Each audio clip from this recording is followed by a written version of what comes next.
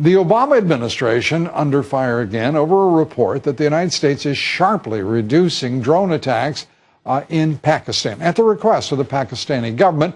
That's according to U.S. officials who tell the Washington Post that Pakistan's government asked for restraint in the drone attack program as it pursues peace talks with the Pakistani Taliban. The White House denying it cut any formal deal with Pakistan. And joining us now, General Jack Keane, retired four-star Army general, former Army Vice Chief of Staff, also Fox News military analyst. General, good to have you with us. Good to be here.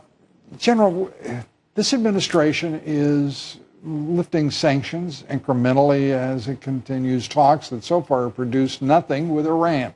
Now, foregoing strikes, drone strikes, in response to the Pakistani request. I mean, this is a highly accommodative administration foreign policy, is it not? Yeah. Those drone attacks are being targeted against the central al-Qaeda leadership that were the fathers of 9/11.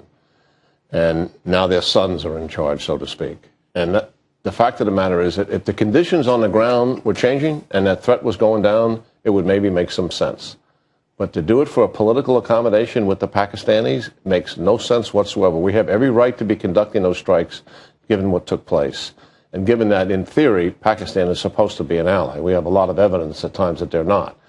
But I think it's a huge mistake. If we back off, you know what happens, Lou. They're going to gain in strength. That's what's going to take place. And so it doesn't make sense. And that is happening now in Afghanistan, even as we are winding down what has been a more than 12-year war against the Taliban, as well as the al-Qaeda. Now, Karzai in direct talks himself with the Taliban, as have our representatives, this government's representatives.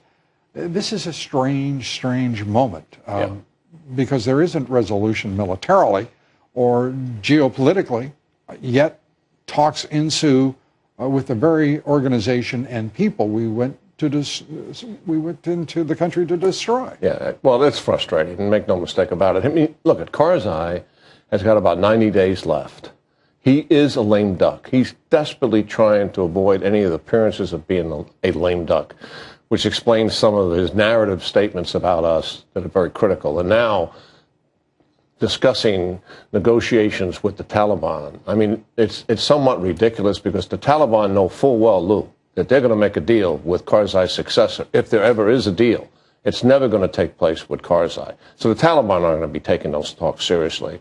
And I don't believe we're taking very seriously what Karzai's doing. And can you discern what the ultimate strategic objective is here for the United States as far as the Obama administration is concerned?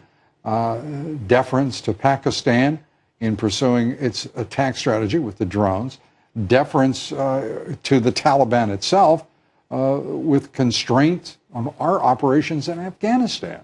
Oh, I have great difficulty, Lou, as we have discussed before, understanding what their strategic objectives are, not only in Afghanistan and Pakistan, in the Middle East at large, and with the Iranians. Clearly, we want a stable, secure country in Afghanistan.